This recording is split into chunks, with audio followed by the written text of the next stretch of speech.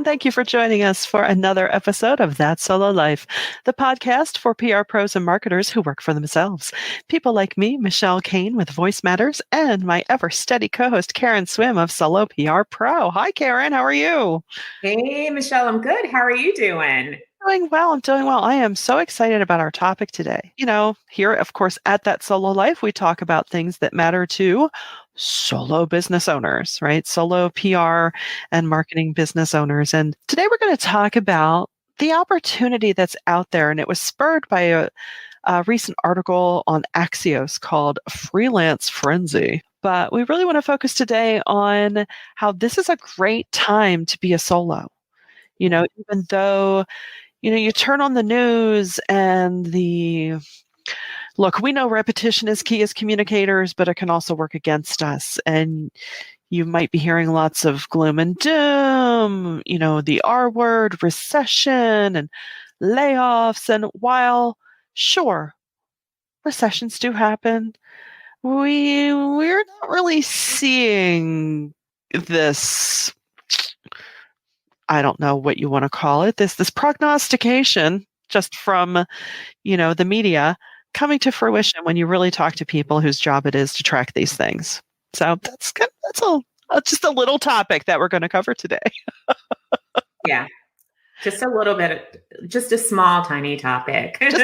just grab a cup of coffee. I'll be over for no time. But but we do want to touch on these salient points because yes, you're hearing of layoffs, but it's not like, companies are doing it, out of dire necessity. I mean, we just came out of a pandemic where so many sectors were hiring up because they needed people in certain positions, to deal with the pandemic demand. So I think a lot of this, what we're seeing is just a course correction of, okay, we're leaving our houses now a little more. And, just the need for certain things isn't there. I mean, I want to point out that, in technology particularly, which is, right. The sector that I work in, we have seen headlines about these, what seems like massive layoffs. And our minds immediately go to, oh my God, the sky is falling. But by all accounts, there was a huge bloat in technology. So this wasn't cutting into the bone, it was cutting away the fat. And I don't mean to diminish those workers who lost their jobs. That's never a fun thing to lose your job. Correct. But when you think about, like, even with one of the social media channels that, purportedly cut away over 5,000 developers, think about that. Like, why did they have 5,000 developers? So there was just a lot of excess. Let's say that there was a lot of excess. And now that excess has been corrected, as Michelle said, it was corrected. It's just, okay, we don't need this huge excess. Yeah. My fear is that, and what I have just become, and I'm sure all of us as communicators that we're completely aware of, is, as Michelle said, is that the way that misinformation spreads and sticks is that you just keep saying the wrong thing over and over and over and over again. You blast it at people over and over and over, and then misinformation becomes fact. Right. It comes back to the concept I like to keep in front of myself. And when I'm speaking to people about, discerning information, everyone's perception is their truth. And this is not to knock my beloved 5:00 news people, but, when you hear the same reports of, oh no, but then the data doesn't quite match up.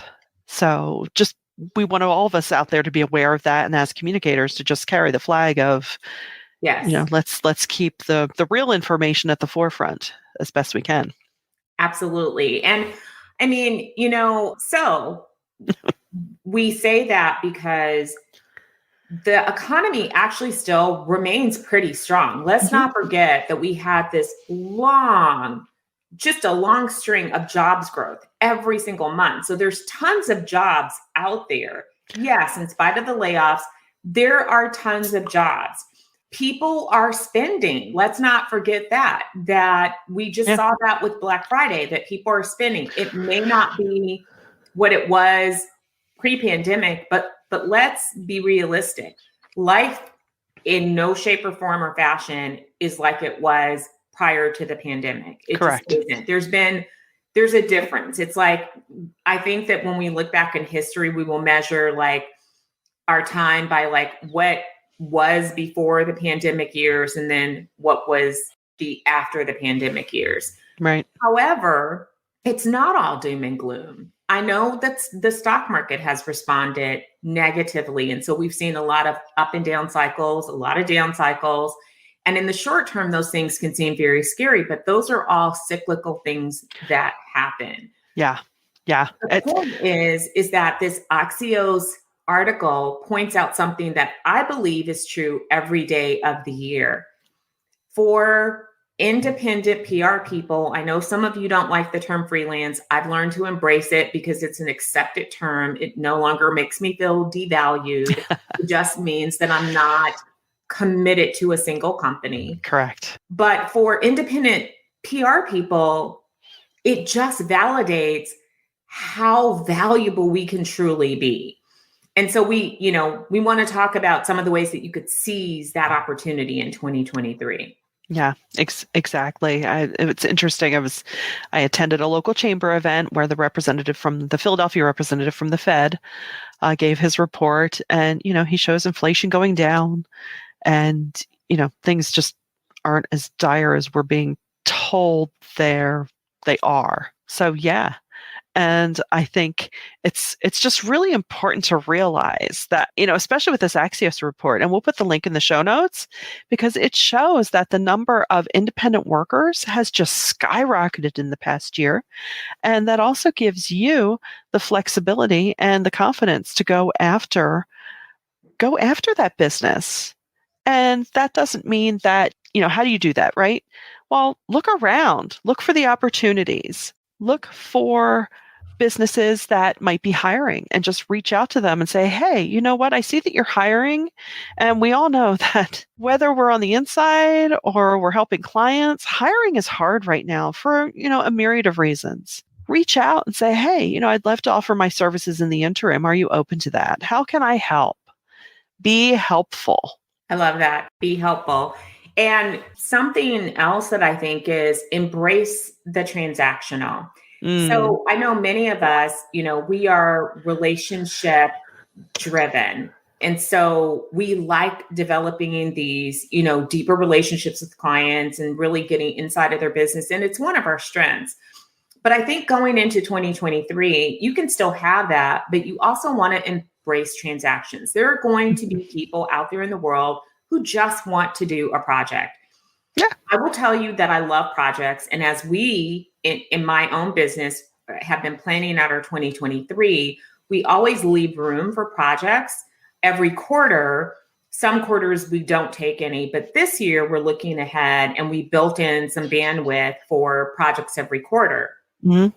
Projects are amazing. My favorite is 2 to 3 months because there's a beginning, a middle, and an end. Yeah. These people are not interested in long-term, not at the moment, for different reasons. Maybe it's because they are, early stage companies and they just really cannot set aside budget for ongoing PR yet. Or maybe they have internal PR teams and they just need some help with a heavy lift. You want to be careful, and you also want to vet projects in the same way that you do retainer clients, but it's also a great way for you to test a client before you are in a long-term relationship. And let's face it, sometimes a project is over and you're like, bye, forever and ever and ever. Like, I never want to work with that client again. Take the money and run. I'm going to have to start watching what I say publicly, because I don't mean that disrespectfully to clients, but sometimes it's just not a good fit. You discover things during that project that you're like, yeah, I couldn't work like this on a long-term basis. Well, that's the reality of it, though, right? Because it lets, and that goes both ways, right? Yeah. It lets the client think, okay, I thought working with you was going to be like this, but it really wasn't. I mean, we've all had that happen to us with vendors, clients of, Absolutely. Wow, I thought working with you was going to be great. And oh, wow. And it's not even a personal thing. It's just, the way that we do things, what I feel comfortable with as far as moving things forward, just doesn't sync up. So And Yeah. so That's embrace okay. it, build it in, welcome it, Yeah. market yourself for it. Yeah. So if you have a particular specialty, let's say, like one of the things that we take on as projects are funding projects. We're really good at it.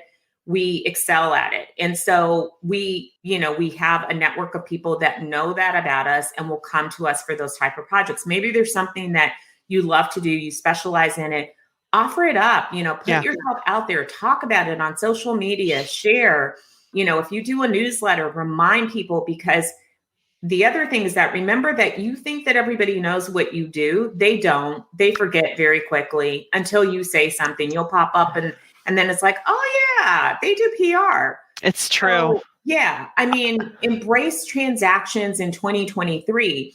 And the reason I say that is because I think the key in these times like this, being an independent person doesn't mean that you are the lower cost choice. It means that you are the agile, efficient choice. You're giving companies the freedom to pay for what they need Yep. and not more than that. So Exactly. rather than hiring you on and that feeling like a big budgetary commitment in a time of uncertainty, a project allows them to get what they need done and to move on.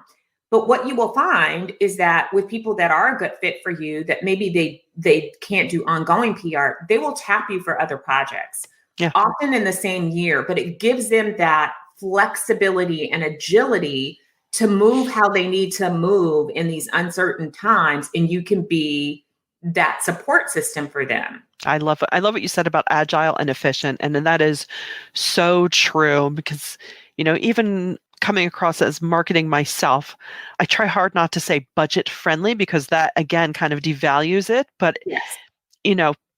agile and efficient is a great way to convey of, look, we come in, we get it done, and then we're gone. Yes. If you run the numbers of turning one of us into an employee, you're paying far more money, and not just to us, Yeah. to house us and all of that stuff. Whereas, use our expertise for what you need. Let us help you. And then we can just move on until the need arises again. And it's a great opportunity. It's a great opportunity for us as solos to learn about different industries, to keep our skills sharp and really grow our experience. So it's just an exciting time to be a solo.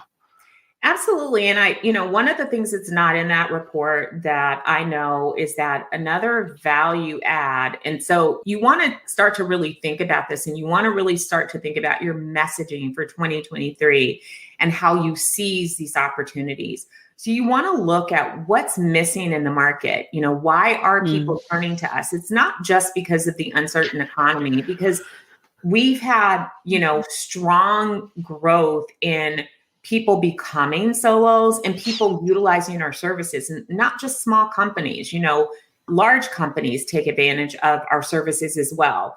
You offer your clientele the benefit of having a window into multiple sectors of an industry. Right. So unlike working in house where you have the viewpoint of only one company, you can bring a much richer perspective to your client. Even better when that perspective can maybe covers more than one industry. Many of us specialize within a certain industry, but for example, for me, it's technology and healthcare, but that's pretty broad. And that allows me to see things a little bit differently and to bring all of that expertise to a particular client. So don't forget to sell into your strengths and give clients, the why of why they should be thinking about adding a solo PR team to their team and to help them, whether it's, short term or long term. Yeah. The other thing again is you do not want to sell yourself on price. Please don't do that. No. Do not do that, because one thing that I always remember from that I heard many years ago is that you win on price, you lose on price. And that is very true. And that's also going to attract a certain type of client. Yes, it is. That it just goes down a road you don't like, because if they're focused solely on the price and not the value and on the work, it's for most of us, if you listening, that's probably not going to be a good fit. Some people it may not bother, but that's never a great place to stand on. I completely agree. I Yeah. mean, efficiency is really big for leadership. So you want to Mhm. talk about that too. One of your strengths is that you're efficient. One of the things that I've done in my own business is I don't do those weekly client meetings that people are famous for in our industry. To be honest, a lot of my clients are monthly. Yeah. And that's an efficiency tool. It's Right. Listen, we are careful about how we budget our time for you on your behalf because there's no waste.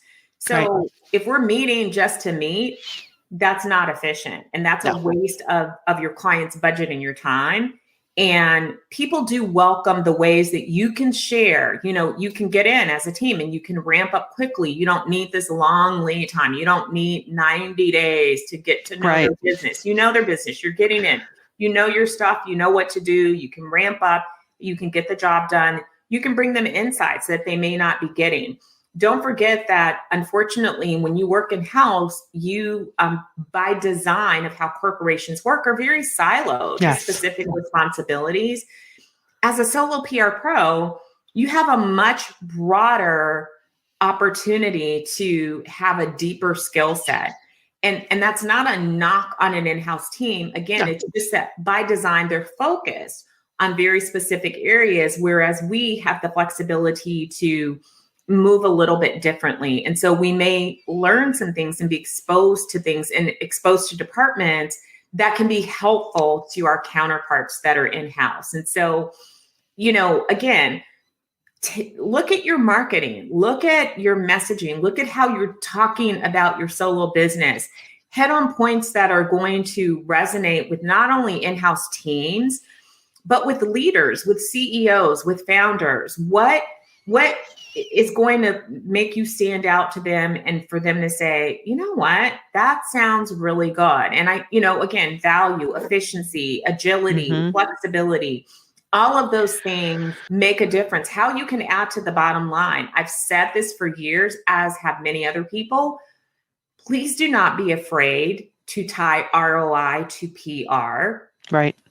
What you do definitely can drive back to the bottom line of the business. And it does. We've just got to get more serious about connecting those dots. I still hear people say, it's PR. It's not a science. No, you know what? If those hits you get, take Yeah. those links, pop them into Google Tag Manager.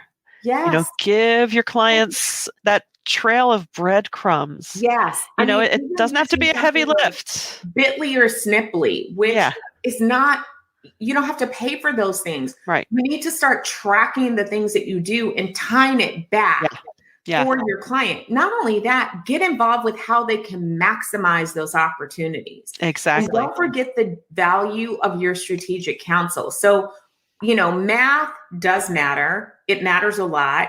We hear, we'll sometimes in a funny way say the math is not mathing, but in PR, the math always maths.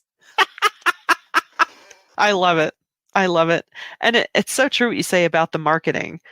I've come across, it's funny, I will help my clients solve for the, we didn't know you did this puzzle.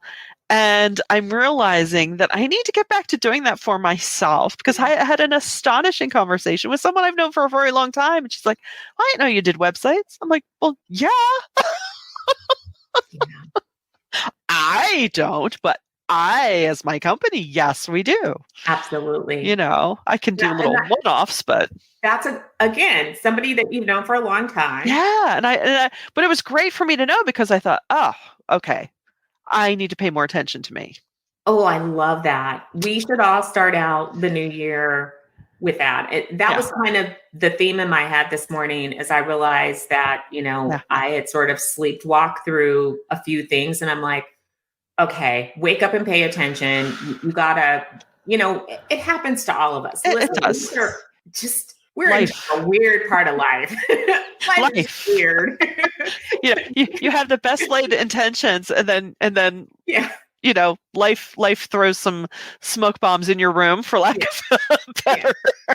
of a better analogy, Yeah. and then you realize, okay, and that's okay, and that's Yeah. okay. Weird is our new normal. It honestly is. Like it's That's just, so true. life is weird. That's normal. If it was normal, then it would feel weird. Like I would buy that T-shirt. Weird is the new normal. weird is the new normal. But Well, you do have to remember, like, and I know some of you are either contemplating taking the leap in 2023, or you're new to it and you're like, what do I do?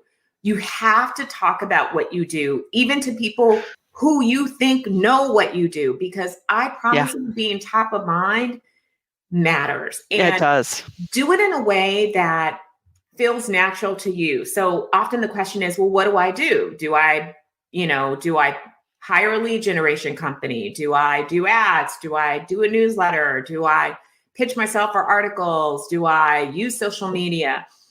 Anything can work. So let me just say that if you decided to do a billboard in your town, that can work. The key is that you have to choose at least one thing. And I am a fan of, using multiple tactics, but listen, if Right. you're new, pick a way that you are going to market yourself and Yeah. do it consistently, because Yes. consistency is the key. You cannot put your hand over here and then put your hand over there and then over there and then over there. And then it's like, well, I did that once. Right. And Right. it didn't work. I mean, how many of our clients frustrate us sometimes? We're like, well, it didn't work. And you just feel like you're literally trying to, with your arms, pick them up and say, no, you need to stay up there. Yes. Let me spot you. Yes. Like the people who think that they could do PR for a month and then that's all they need. Yeah. Yeah. And that's not to be confused with the project people, where there is a very specific need. That's like, stay the course. Yeah. Stay the course. Stay the course. And this is a message to our clients as much to ourselves, right? Why do we sometimes slag off on marketing ourselves? Because we're tired of hearing about ourselves. We're tired of saying the same things. And I've even said that to clients. It's like, look, you're going to feel like we're being repetitive with our messaging, because we are. But it's kind of like, when some people say, well, why do you keep going to see the same bands? Isn't it boring? It's like, well, not to me. But you have to know that going in, right? I will say, and I'm trying to think of the best way to say this, because I'm not sure that I could really convey this in this time and space, but okay. If you do media relations, the difference between being amazing at it and really being able to land and secure things and being okay at it really is in how you follow up. Mm-hmm. And some of you that do media relations approach that the way you do everything else. You're way too passive. Maybe not passive, or just you're way too nice. You put too much emotion into it, and so you're like, oh, I don't want to be a bother. You think so much about the other person and being a bother that you don't get the job done. To date, and I mean, listen, there are cranky journalists out there, but they're not all like that. And you've got to be willing to get in there, and you got to really be willing to dig in and get it done. And you've got to read the room, of course, but you can't be afraid to follow up. You can't be afraid to chase stuff down, even after it's been secured. If you have secured a byline and turned it in, you got to stay on top of it. And some of you are not dogged enough because you're so kind that you're missing opportunities. It's something I learned a long time ago from a former colleague, and her doppelganger is currently on Abbott Elementary as Melissa Schimenti. But anyway, just the difference. And it was just the way I observed her getting things done. She was anything but shy. She wasn't mean. And she taught me the true meaning of being assertive and being aggressive. She was never aggressive, although I'm sure some interpreted her that way. But no, she was just being assertive. There was no emotion in it. She's just like, well, no, we need to get this done. And why are we all being so, well, maybe you should. No, I need that by Friday. And that's a life lesson I carry with me. And also, going back in Michelle's Wayback Machine, when I worked at an answering service for years, which was the best professional boot camp I could have ever had, because you're literally being someone different every 30 seconds. But if you're following up via email or phone call, it's just a phone call. They could be making faces at you on the other end. Who cares? Yeah. Who cares? And so that message, I love that. It's not being aggressive, it's being assertive. Right. Be assertive about your business, because think of it this way. We have stats that show that hiring independent workers, that trend is strong. My client, MBO Partners, just released new data as of this recording, and we're recording at the end of November, that shows the growth in people who are working on their own, and that we are happier, healthier, and more financially secure than our traditional employed counterparts. And so if the numbers are telling you that people are hiring us, they value what we have. And if the precedent is showing that when you're at the top of your game, you can just expect people who are at the top of their game to go and offer their services on the open market. But here's the key. You've got to offer your services. You don't want to be sitting here, a person of value, a team of value that has something that can really help the market that you serve, and rely on other people to talk about you, because they will forget you. Right. You need to be assertive about your own business, and you need to talk about what you do. You need to remind people what you do. Don't just sit there and think, oh, well, if people need me, they'll find me. No, they won't. It's your business. This is your livelihood.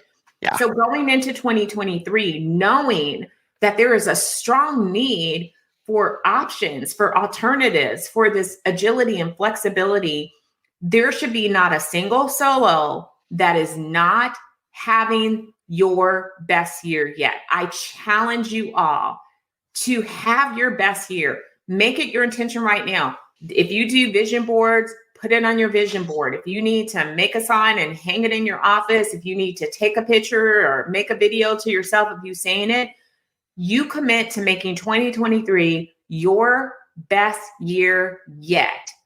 It's not the end. It's not going to be just a, anomaly, but this is going to shift you into a whole new level. I want you guys to take advantage of this. The Solo PR Pro community in particular, I'm going to brag on our community. You are the smartest, the best, and the brightest our profession has to offer. If somebody wanted to do a battle of PR people, I would be like, bring it on. I wish there was a versus for us, because I was like, bring it on.